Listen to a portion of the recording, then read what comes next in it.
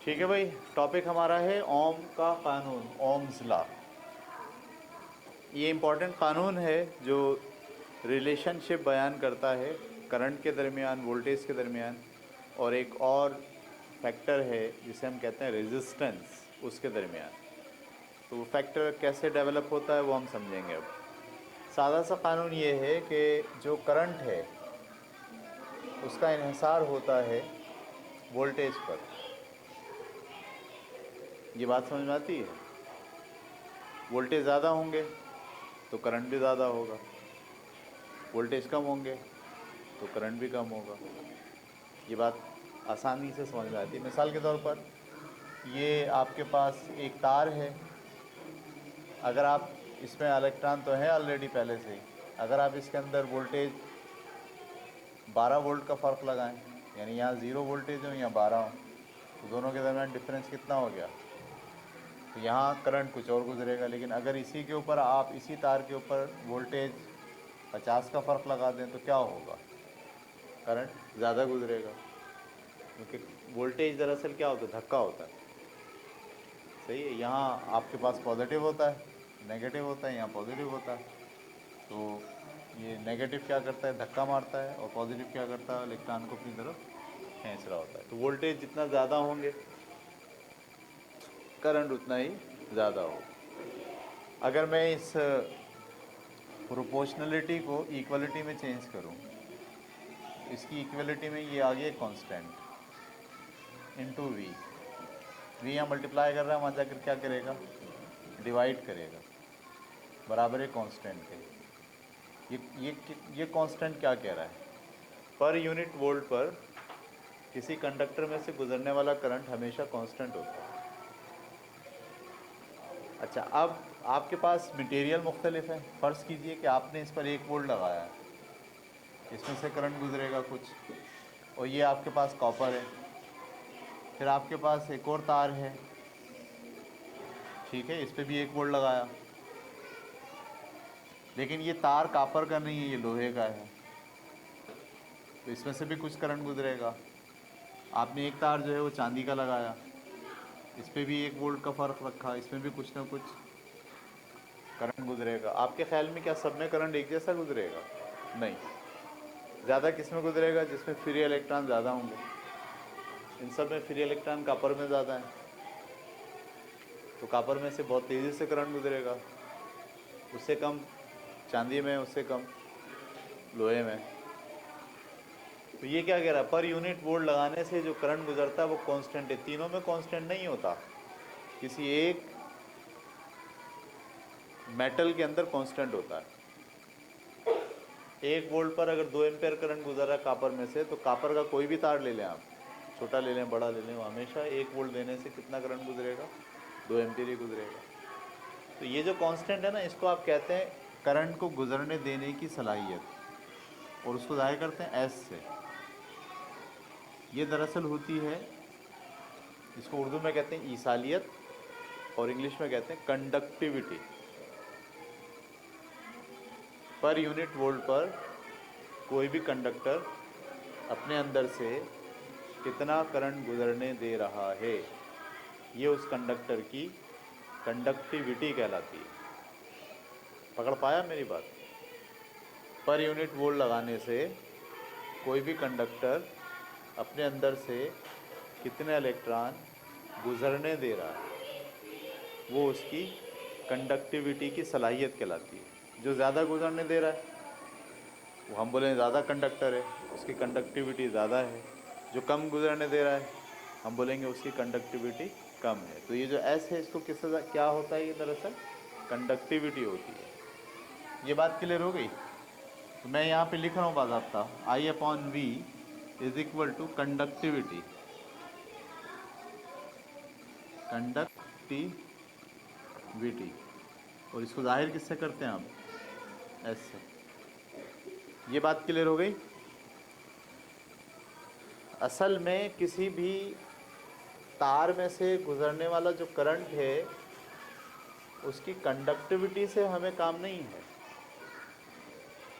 वो अपने अंदर से कितना करंट गुजरने देता है। अगर वो आसानी से गुजरने दे रहा है इससे हमें काम नहीं है, हमें रेजिस्टेंस से काम है।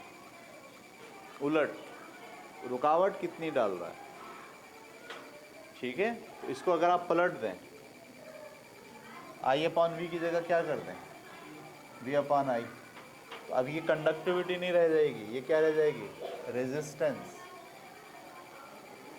ये पकड़ पाया मेरी बात।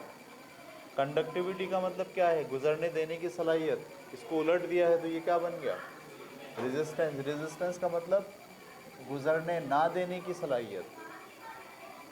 वो बराबर है किसके, वी अपॉन आई के। तो यहाँ लिखते हैं V upon I is equal to R के। ये आर किसको शो करता है, रेजिस्टेंस को। इसी से हमें काम है। बल्ब जब जलाते हैं, अगर तार में से करंट आसानी से गुजर जाएगा तो बल्ब नहीं जलेगा। अगर मुश्किल से गुजरेगा, फंस फंस के गुजरेगा, तो फ्रिक्शन डेवलप होगी और वो गर्म होगा और वो रेड होगा और वो रोशनी देगा। तो हमें कंडक्टिविटी से काम नहीं है, हमें काम किससे है, रेजिस्टेंस है। जितना ज़्यादा रेजिस्टेंस होगा उसमें उतना अच्छा जलेगा, ठीक है। इसीलिए हमने कंडक्टिविटी को कन्वर्ट कर दिया किसमें, रेजिस्टेंस में। तो V upon I is equal to R. अब आप इसकी तारीफ यूँ नहीं कर सकते कि इकाई करंट पर कितना वोल्ट है, नहीं, बल्कि V divided by I is equal to R. यहाँ तो आप लॉजिक बना सकते हैं कि करंट का इन्हिसार किस पर है, वोल्ट पे है, पर यूनिट वोल्ट पे कितना करंट गुजर रहा है, ये तो बोल सकते हैं। लेकिन ये नहीं बोल सकते पर यूनिट एम्पेयर पर कितने वोल्ट लगे हुए हैं, क्योंकि वोल्ट तो आप लगा रहे हो, वो खुद डिस्ट्रीब्यूट नहीं हो रहा है और उसके नतीजे में करंट आ रहा है। तो हम यूँ नहीं कह सकते कि इकाई करंट पर कितने वोल्ट होंगे। करंट हमारे कंट्रोल में नहीं है, हमारे कंट्रोल में क्या है, वोल्टेज है। इसलिए हम इसको तारीफ जब बनाते हैं रेजिस्टेंस की, तो ये नहीं कहते इकाई एम्पेयर पर कितने वोल्टेज लगे हुए, ये नहीं बताते, बल्कि यूँ कहते हैं वी वोल्टेज और करंट का रेशो हमेशा रेजिस्टेंस कहलाता है। वी और वोल्टेज और करंट का रेशो रेजिस्टेंस कहलाता है। और इन तीनों के दरमियान ये ताल्लुक़ ओम का कानून कहलाता है। The relationship between voltage, current and resistance is defined in Ohm's law. उसे ओम के कानून में डिफ़ाइन किया जाता है। ओम का कानून क्या है, वोल्टेज और करंट के रेशो को उस कंडक्टर की रेजिस्टेंस कहा जाता है। ये कानून ओम लॉ है। वैसे तो यहाँ से भी शुरू कर सकते हैं कि वोल्टेज और करंट के दरमियान जो ताल्लुक़ है, current is directly proportional to voltage, ये भी क्या है, दरअसल ओम लॉ है। और इसमें जो कांस्टेंट है, उस कांस्टेंट को आप क्या कहते हैं, रेजिस्टेंस। हमें कंडक्टिविटी से ताल्लुक़ नहीं है, कंडक्टिविटी को स्टडी नहीं करना, उसका फ़ायदा नहीं है हमारे पास। हमारा फ़ायदा किसका है, रेजिस्टेंस का है। तो ये बात क्लियर हो गई आपको। अच्छा जी, अब R बराबर हो गया किसके, V अपॉन आई के। ये एक बहुत इम्पॉर्टेंट रिलेशनशिप है, यानी तार के अंदर करंट गुजरने ना देने की सलाहियत उसके वोल्टेज और उसके करंट के रेशो के बराबर। वोल्टेज V का यूनिट क्या होता है, वोल्ट, और इसका यूनिट क्या होता है, एम्पेयर। तो आपके पास रेजिस्टेंस का यूनिट क्या बना, वोल्ट अपान एम्पेयर, और इस वोल्ट अपान एम्पेयर को आप कहते हैं ओम। क्या कहते हैं, ओम। और इसको जाहिर करते हैं ये वाली निशानी से।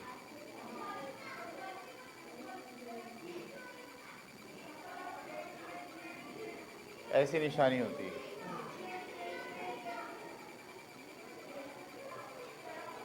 सही है। जैसे फेराड को आपको पढ़ा था, ये निशानी होती है फेराड की, माइक्रो फेराड। ऐसे ओम की निशानी ये होती है, इसको कहते हैं ओम। जब भी आप कोई डिवाइस देखेंगे उस पर लिखा होगा इतने ओम, तो ये निशान बना होगा। ये बात क्लियर हो गई आपको। एक ओम कितना होता है, अगर 1 वोल्ट आप दे रहे हो किसी कंडक्टर को, और 1 वोल्ट देने से उसमें कितना करंट गुजर रहा हो, 1 एम्पियर करंट गुजर रहा हो, तो हम बोलेंगे कि उसकी जो रेजिस्टेंस है वो कितनी है, 1 ओम है। अगर आप 2 दे रहे हैं और करंट भी 2 गुजर रहा है तब भी रेजिस्टेंस 1 ओम है। 2 दे रहे हैं लेकिन करंट 1 गुजर रहा है, वोल्टेज 2 दे रहे हैं लेकिन करंट कितना गुजर रहा है 1, तो 2/1 का मतलब 2, तो हम बोलेंगे इसकी जो रेजिस्टेंस है वो 2 ओम है। ठीक है, उतारें इसको।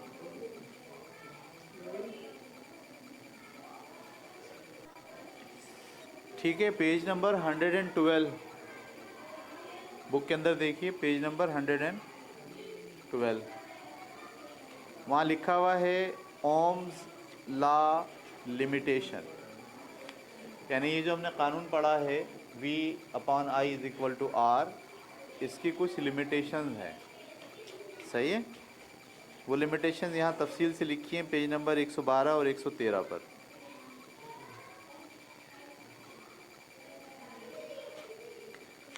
तो Ohm law is an empirical law which is found true for maximum experiment but not for all. ये कह रहे हैं हर तजर्बे में ये पूरा नहीं उतरता, ज़्यादातर तजर्बात में ये पूरा उतरता है। Some materials are non ohmic under a weak electric field. कुछ मटेरियल जो है वो जब वोल्टेज बहुत कम देते हैं तो वो इस कानून की पाबंदी नहीं करते, कम वोल्टेज में।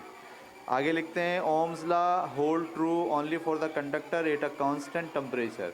यानी अगर आप कोई तजर्बा कर रहे हैं जिसमें बिजली गुजार रहे हैं और वोल्टेज और करंट के दरमियान रिलेशनशिप को मालूम कर रहे हैं, ठीक है, तो रेजिस्टेंस कांस्टेंट निकलेगी हमेशा। लेकिन अगर टेम्परेचर बढ़ रहा है, ये जो तार रखा हुआ है उसका टेम्परेचर बढ़ाए जा रहे हैं, आप नीचे आग लगाई हुई है या धूप में रखा हुआ है, सुबह कुछ टेम्परेचर है, दोपहर में कुछ टेम्परेचर, शाम में कुछ टेम्परेचर है, तो इसका मतलब ये है कि अब आपको ओम लॉ एग्जैक्ट फिगर नहीं देगा, क्योंकि एग्जैक्ट फिगर के लिए शर्त है कि टेम्परेचर जो है वो क्या हो, कांस्टेंट हो।